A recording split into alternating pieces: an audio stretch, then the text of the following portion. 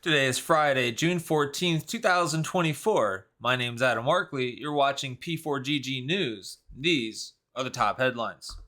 Sarah Young's Jesus Calling devotional faces potential ban from PCA. We've got here on Thursday, the Presbyterian Church in America voted to launch an investigation into Sarah Young's best-selling devotional book, Jesus Calling, and the denomination's decision to potentially ban the book.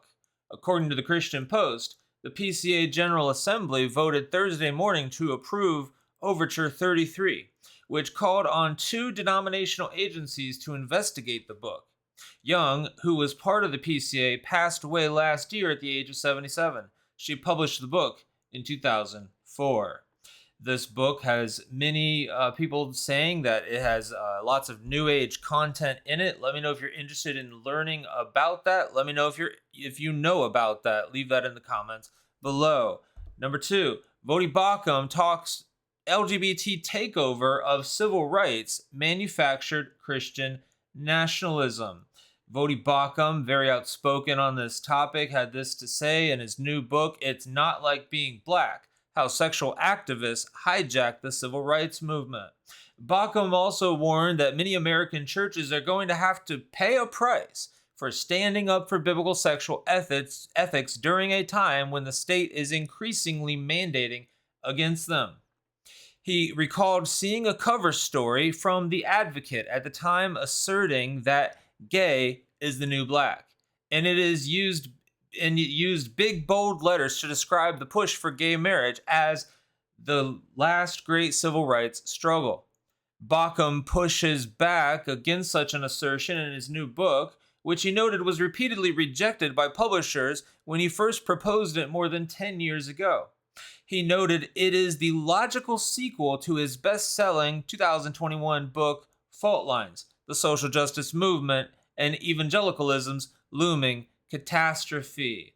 While Fault Lines largely explored the neo-Marxist roots of the critical social justice movement as it relates to race, Baucham likened the entire movement to a train with boxcars that includes many other flashpoint cultural issues. That's exactly right. You've got one issue after another coming. You've got the social justice stuff and everything else that's coming with it.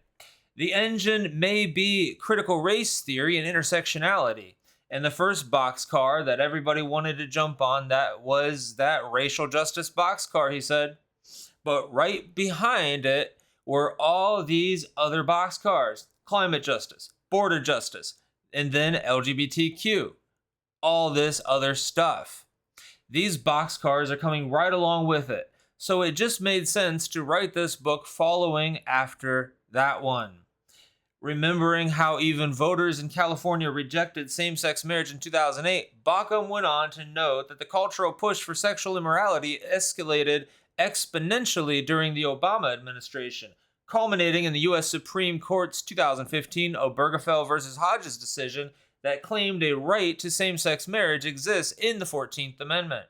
After Obergefell, it's like we started going downhill at a rapid pace and picked up steam as things just got further and further out of control in terms of sexual ethics, he said. So all of those things really went into writing this book. He goes on and addresses some other issues that are major issues in the church and in the world today. That's posted at the Christian Post. Here coming from Crosswalk Christian Headlines, poll reveals how Biden and Trump voters clash on marriage, abortion, and gender. According to a new Pew Research poll, there is a broad division in views between voters who will vote for President Biden or former President Donald Trump in the 2024 election when it comes to issues including marriage, abortion, gender identity, same-sex marriage, and the role of religion in the United States. When asked if they believe society is better off if people make marriage and having children be a priority, 59% of Trump supporters rescinded in the affirmative, while the same response was seen in just 19% of Biden supporters. Meanwhile, 37% of Trump supporters implied they were uncomfortable with women not taking their husbands' last names when they get married, compared to 13% of Biden supporters. According to the Christian Post, the Trump and Biden supporters were divided when it came to the issue of abortion. Nearly half of Biden supporters, 46%, wanted to see abortion legal in most cases, while an additional 42% were in favor of laws making abortion legal in all cases. A mere 8% considered abortion should be illegal in most cases. By contrast, half of Trump supporters, 50%, believe that abortion should be illegal in most cases, while 11% said it should be illegal in all cases. Additionally, 28% of Trump supporters favored making abortion legal in most cases, while 9% believed it should be legal in all cases. Well, as a Christian, I hope that you know the elimination of lives, the murder of babies, is not a political issue. It is a moral issue. Tony Evans has been in the news. Tony Evans continues Christian Cruise partnership despite stepping down from ministry. Yeah, Tony Evans had just stepped down from his church this past Sunday on June 9th, and he said that he delivered a resignation. He made a statement, a public statement, and he stepped down. And he said that there was a sin issue. He didn't announce what the sin issue was, but upon stepping down, it's been found out that he's gone on a cruise. Let me know what you think about that timing, going on a cruise after stepping down due to a sin issue. John MacArthur he had an interview on with Ben Shapiro, and he explains why true faith must be rooted in biblical facts.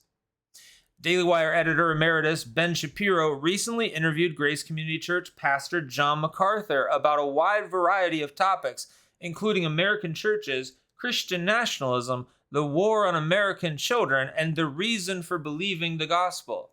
Many churches have lost their sense of transcendence. John MacArthur told Shapiro, it's like going to a rock concert. It's like going to a TED Talk. It's like going to hear somebody tell you you're a really wonderful person and you can speak your own world into transcendence. It's psychological and sociological games, but it lacks transcendence. It lacks the sense of connecting with God, with finding reality in an invisible means of support beyond yourself. John MacArthur added, yeah, that's absolutely right. How much of church now is just like entertainment in so many places. It's just putting on a show. It's just like a rock show. And that's not how God intended church to be. Church is to worship God, to glorify and honor the name of Christ. Also in the news this week, we had the abortion ruling on that pill, mifepristone. Access to the abortion pill mifepristone will not change after the Supreme Court unanimously rejected an effort by an anti-abortion group to roll back its availability, a win for abortion rights supporters and millions of women in states where abortion is legal. Despite the ruling, women's access to mifepristone still largely depends on a patchwork of state laws, with only about half of states allowing full access under terms approved by the federal government. It doesn't change anything anywhere, said David Cohen, a law professor at Drexel University.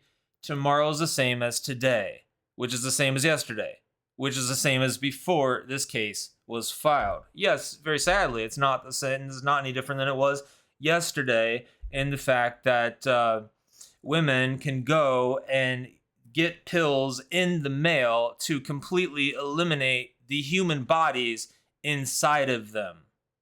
A sacrament for the Democrat Party.